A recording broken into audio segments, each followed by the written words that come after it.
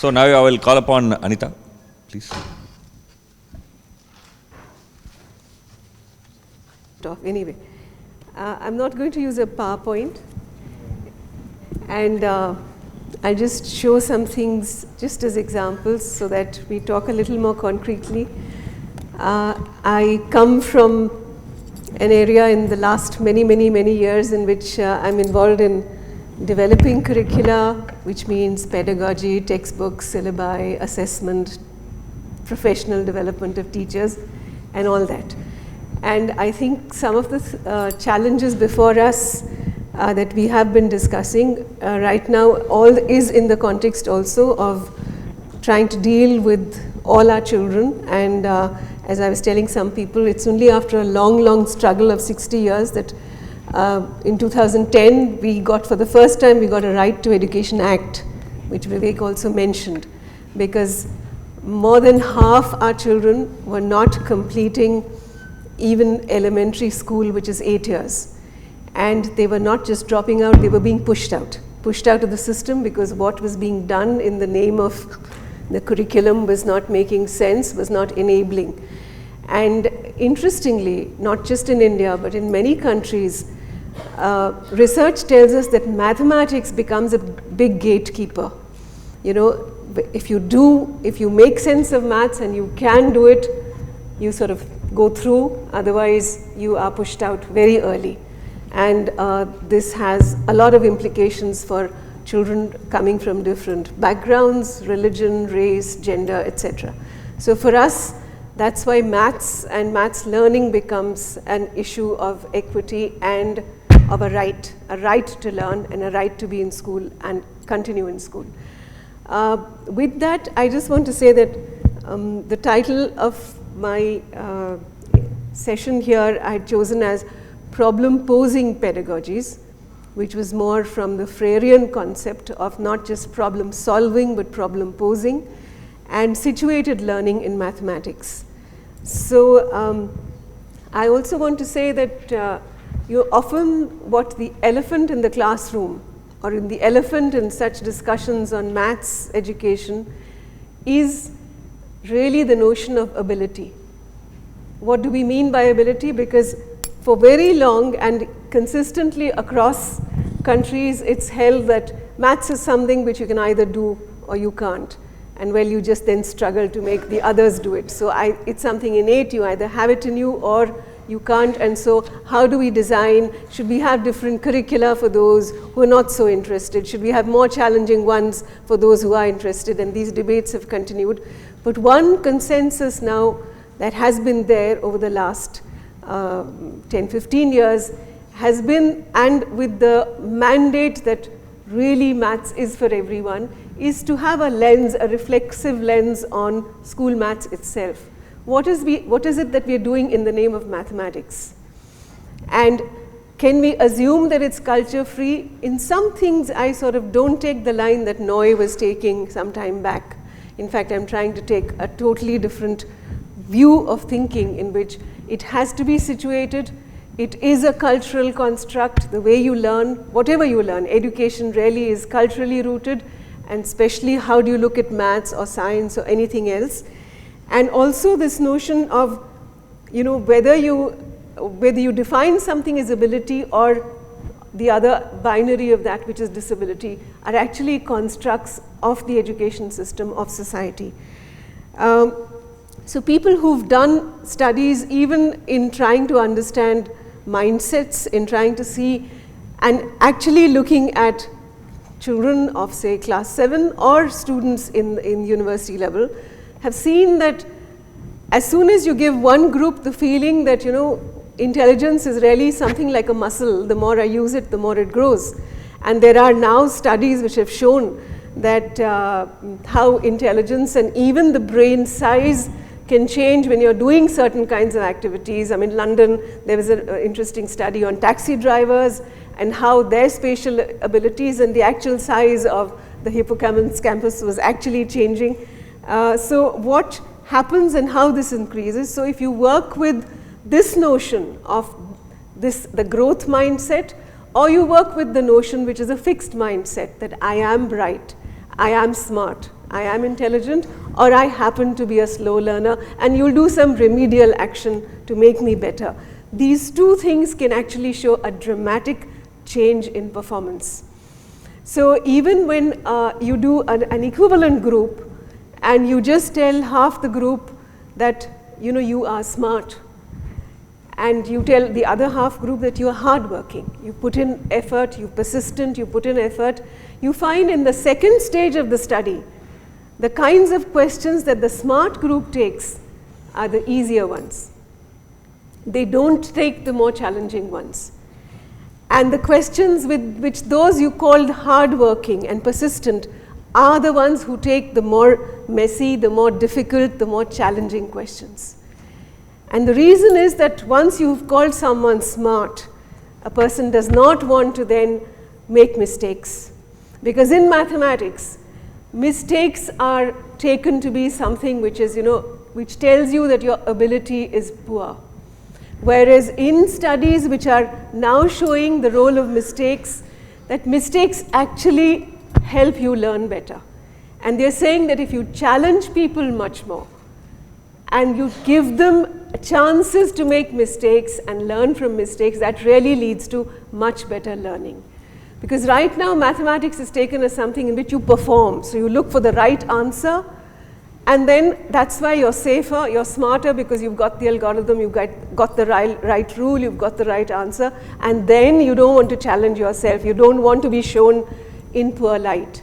So much so that now even parents are being told, don't tell your children that they are smart. Don't say you're bright, because that's a very damaging thing to do to a child's learning process. So this, of course, is one of the elephants in the room, in which what is ability and how do children learn, and in what way do we actually challenge them to learn better.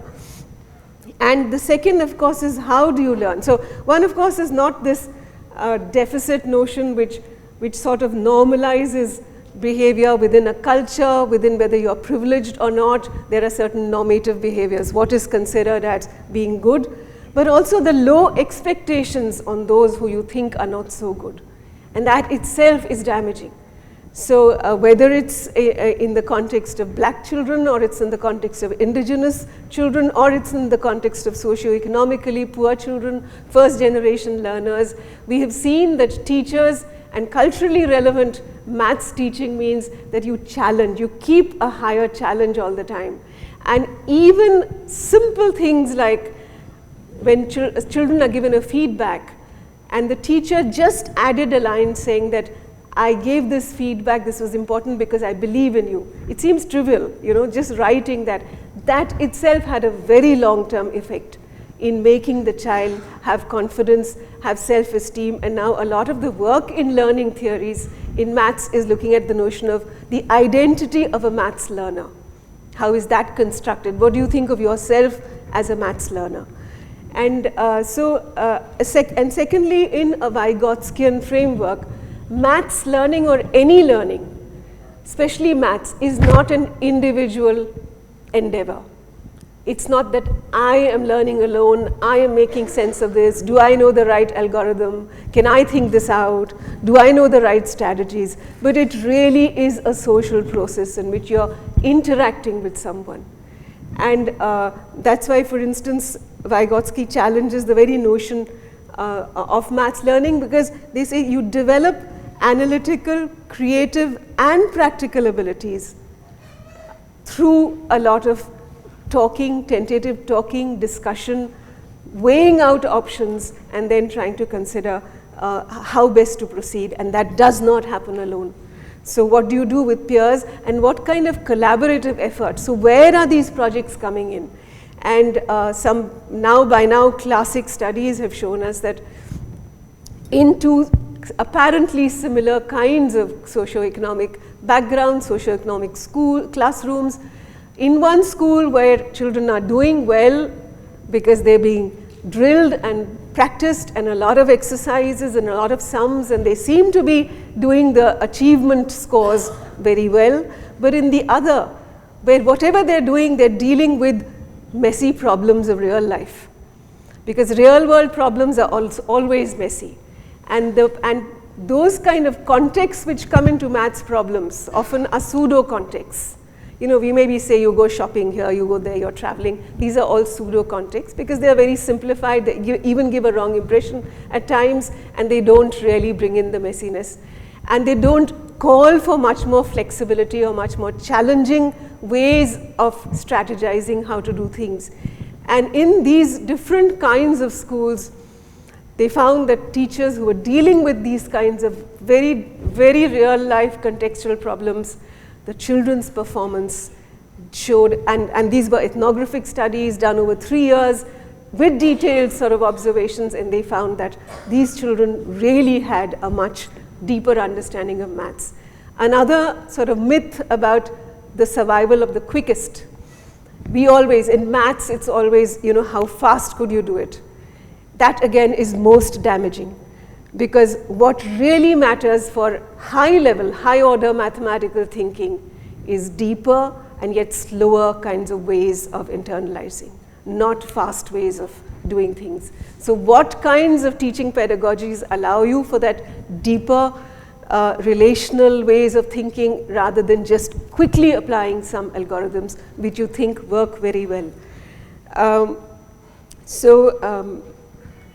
After having said this, I just want to say that I'll give you some examples from how we addressed some of these issues in our primary curriculum. I was the chair for the textbook teams for our National Council for Educational Research and Training, which developed teams under the National Curriculum Framework, where the challenge for the first time was that we're looking at learners, and we're looking at learners constructing knowledge. So how do you relate what they do with real lives, with their lives, with diverse lives? And so the textbooks, the syllabi, the textbooks that I had worked on were all the primary textbooks. And the second challenge was to break these very artificial disciplines between subjects, what is called as language or mathematics or social studies or science. These are subjects which have come into the school. They have a long history. We know what these histories are. But very often they don't even look like the discipline. They exist in the school curriculum, but they don't really have much to do with what really that discipline is doing. So why are they there, and why do they exist in that way? So one, of course, was to break these boundaries and to really blur these boundaries between what you're teaching is maths and what you're teaching is environmental studies or mathematics. So that was the challenge. And the second one was this: how is maths enabling for every child? And how is it, whatever is being done here, how does the child relate and construct her own knowledge? But before that, I'll also say that our secondary curriculum was not necessarily in the same framework. We were working in a given time limit, and there were different kinds of people with different beliefs on how we interpreted social constructivist approaches. Even the middle curriculum was too formal, too discipline-centric, and just too much on definitions and terminologies. So not much scope for the child to even make sense of what is happening.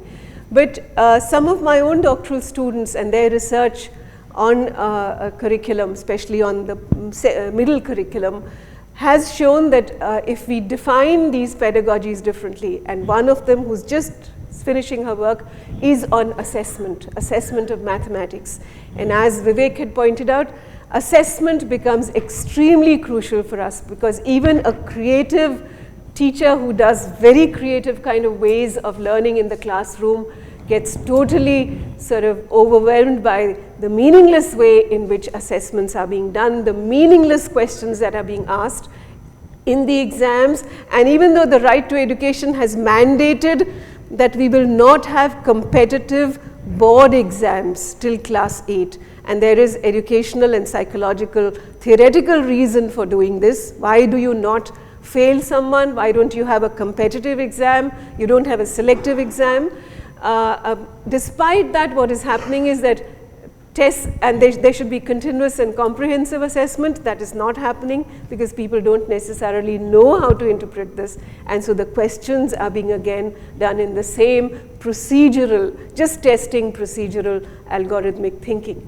Now this student of mine was working in, is working in a school which is in Delhi, but a comparatively rural school, and when we asked for children to volunteer on doing assessment differently, we were not going to have a teaching intervention. It was only on trying to assess what they're learning, and she did a long study first to see how they were being assessed in their own regular tests. And many children who were failing and doing really badly, and even in class 8 did not understand what it meant to find the average of a few numbers, what was mean. I mean, all these things were mind-boggling for them, just numbers were mind-boggling. When they offered and they volunteered to be part of this project, and the projects were deliberately chosen from a socio-cultural perspective so that it also made sense, motivated them. One of the projects was just trying to take stock of the midday meal program in their own school. Midday meal is mandated by the court, and it runs in all schools, but again, it runs in a very discriminatory fashion. In this particular school, the teachers were telling the teachers were almost demeaning this notion and telling children, you want to eat this meal, you mean your parents don't even make don't even give you tiffin, they don't care for you. So, you know, the teachers were treating this as something that has to be looked down upon. And so there were 900 children, but only about less than 100 ate that. So the whole task for this group was, can we just see how many are eating, why, when, what is the kind of food, on which days, where does it come from? And it was amazing because the motivation to do it and all the data handling that they thought that they'd failed in their regular exams, they learned on their own. They would come and say, we want now, what should we do with this, and how should we do this, and what kind of graphical representation, what best, they would discuss between them. And they actually managed to not just take it, because for us, this, like in the Freirean context, it's a problem posing context.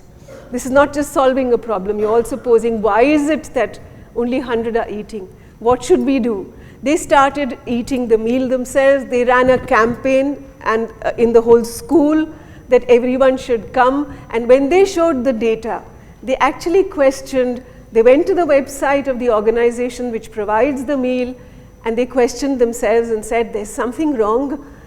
It shows 900 meals are coming to our school, but only 100 are coming. Where is this gap? Can we go there? So the entire motivation was because it was their own project. It was their school. And we were actually quite heartened to see that within the few months that they were engaged in this, the kinds of abilities, the way they were making graphical representations and dealing, even simple things like tallying and deciding how to tally and see which children are coming and which classes are coming. Whether it was this or another project which another doctoral research had shown was on just looking at the sex ratio, child sex ratio of the whole school. So again, it was a project in which, how do you do it? How do you ask every child and collect data from every child about how many brothers and sisters there are, and then try and see patterns, and then look at the Delhi data and see how the Delhi data has changed over the last 10, 20 years, and where do these come from, and ask all these questions. Again, very, very interesting the way this project proceeded. So, and whereas we were comparing with the same kind of things that were being done traditionally in the class. I have only 5 minutes. I'll quickly take some examples from the textbook. Please, your password. Okay, I'll just to show you that, what earlier we were talking about maths or culture or music, and how this really must integrate into a cultural notion of mathematics. This whole, and so our plan was that we had many chapters in the school textbook which were deliberately thematic chapters, which deliberately looked at, for instance, this chapter was building with bricks. Before this was in class 4. Sorry, what happened? Sorry. This was in class 4, and the first time there was the word cuboid was never introduced. Whatever they did with a brick first.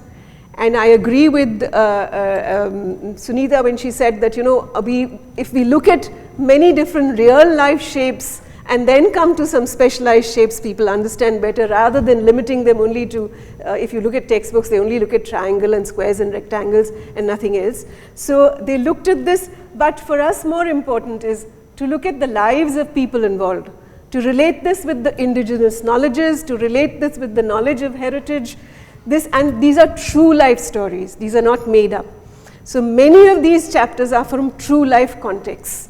So this was just to show that, you know, there was a courtyard in this old building which had these kinds of symmetries, as I can show you, if you can see, were, you know, this was the courtyard which had almost 2,000 different patterns in one courtyard. And it's a true story that when the school in that area was being built, the masons said, sorry, we can't, we haven't been making brick patterns, so how are we going to make a school courtyard? Their own ancestors had made these things. So the architect, who was very sensitive about these things, took these masons to that monument, showed them the courtyard, and when they came back, they actually designed these. They designed, these masons then designed different kinds of brick patterns. And through this in the book, we are trying to also go into notions of bricks and shapes and faces, etc. Also, how bricks are, how the wall is made, which is a stronger way, which wall will form easily. Representations from the actual to the to represent symbolic representations, and looking at arches, looking at bricks. For instance, this one, this window lattice is actually made of bricks, and some of the older lattices were, because bricks were very thin and of different sizes. It's much later that bricks became homogenized and being mass produced, that now you can't even make these designs. Like these were some of the older bricks. It's not a clear picture, but these are some of the older bricks that we found. So I'm just saying that the whole chapter was this, and how even today in a brick kiln, and the kind of mathematics around this of estimation. What is estimation? What are these big numbers, 100,000 or 1 lakh? Roughly, what does it mean? So every time we use a big number, we're trying to also relate it to that theme, and you know, where these big brick numbers come from. I'll also take another example. This was again a lot of sort of challenging kinds of ways, area, not just in terms of giving you a formula, but looking at it using different contexts. We use some of the very sort of some of the stamps that today we don't see, but made of some of our leading artists, Jamini Roy and all, you know. So using stamps just to give exposure about the different kinds of artistic stamps that have been there. I'm sorry for going fast, but these are, I just want to come to this folk store, using a folk store. Also using different contexts about, you know, in these two states, I mean, there's a state, West Bengal, when there are so many people living per square kilometer, but in Arunachal Pradesh, there's so many people living. So giving a context of the different parts of the country and different population densities. And then this was just an activity. There's a postcard. Can you cut it in such a way that you pass through it? And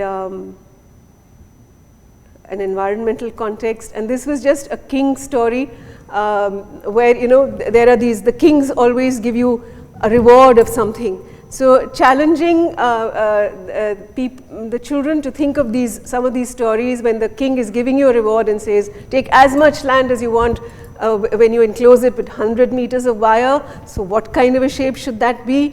And then once they have done that, then the king says, okay, if you have got 100 square meters, now the next thing I give you is, I'll give you as much gold wire that you want if you can make a boundary for the land which covers 800 square meters. So again, doing this through context which can be quite mind-boggling. And so when you ask this question and you see there was this child who made D, where this was the rectangle that the child made, 800 meters into 0.1 meters, and the king just fainted because he said, gosh, how can I give you so much gold? So I'm just saying that using a context of land and areas and challenge and puzzles and folk stories, because a lot of folk stories do exist, how do you give a context rather than just say what is area, what is perimeter, and how can you do these different kinds of shapes? We also used, had to call in artists who understood folk art, child art, and different genres of art, not just this homogenizing way of making maths textbooks or any textbook where everyone looks the same. I'll take just one example of this chapter on time, where again it starts with, if you look at any chapter on time in any textbook from any country, normally we find it's only clocks and calendars. And so we decided that there's no point telling a child a day has 24 hours and an hour has 60 minutes or anything like that. Or how do you look at clocks? But we looked at time first saying that the child knows a lot. The child already has an idea of estimation. And so this was a pattachitra. This is a traditional style, cyclic style of painting. But you give something which is absurd and then you want the child to correct it. And the child feels that agency, really likes correcting the textbook. Oh, you stupid people, you don't even know that a bird's baby or a bird's egg doesn't take months to come out. You know, it takes weeks or whatever it is. So you give them a chance to correct you. So you give something absurd and then they correct you. And then the notion of time in terms of production and labor, sorry. How do I scroll this up? I don't know why it's gone to the side. It's over? Okay. For instance, to think of example, I don't know how it went to the side. Okay. To do things so that they actually observe processes, they value processes. If someone has made a sweater for you, how much time do you think?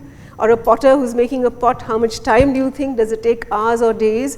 And then also bring in humor, like we had the next, just one, because in maths textbooks you hardly have humor. So there is a cartoon here which says that there's a makeshift toilet, there's a long line, and someone here says that activity should only take a few minutes and is protesting outside. And also asking deliberately cultural notions, which we go in much later, in terms of how people celebrate 1,000 moons for a person. A person who has completed 1,000 moons is celebrated in many cultural contexts. So using that, using music intervals, how a same interval can be broken up into different beats. So what do you do that, and how do you look at percussion instruments? But and raising questions which can be difficult, like the problem posing agenda, where it's not just looking not just asking questions, but asking questions about justice, about inequality, asking questions which also make students critical thinkers in terms of many of these issues which normally get pushed under the carpet. Thank you.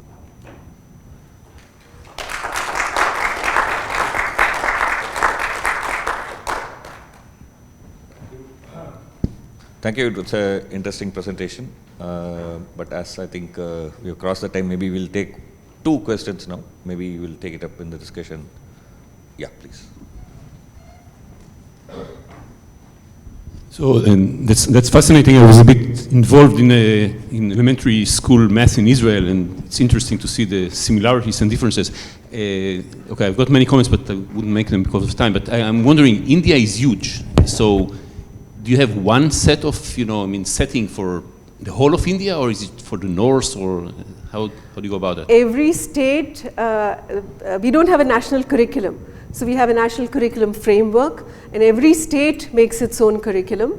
But in some states, they actually take some things and adapt them a bit, translate them. So these books were made for the national organization, which some schools are affiliated to that board, but that's a small board that has, say, about 12,000 or so schools. But states then took from these, adapted it to some extent, and then translated them into their own languages.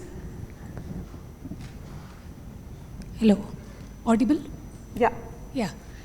So my question is about this, like it was really nice to see through different presentation about the role of struggle, role of that bitter, deep struggle, or the effort over the intelligence, like, which leads to the growth mindset. And also that there should be this deeper and slower way of engaging, of internalizing, which helps to engage with the topic better. But if we look at our curriculum, I mean, it's so packed that often as a teacher we have felt this constraint of time to go over things, and we see that from students' point of view, they're going from one topic to another topic to another. So it seems to not allow for that slow and deeper engagement, internalizing. So I see that as a problem. If the curriculum can be made slightly less packed, but allow for more space for reflection, which helps in building that kind of... Absolutely. Yeah. In fact, and that's also the struggle of these class 10 and class 12, these become the major killers when, because these come from the boards. But the policy and the national curriculum framework says exactly that it's not binding on the teacher, especially at the elementary level. The teachers decide, how and in what order they want to be doing things, but unfortunately the directorates try to fix everything and even tell you every week what you should be doing. That's happening in government schools. You're from a private school and you have more flexibility and autonomy to do things differently. But it's true that in government schools, even though the policy says that, but the way it gets implemented is problematic.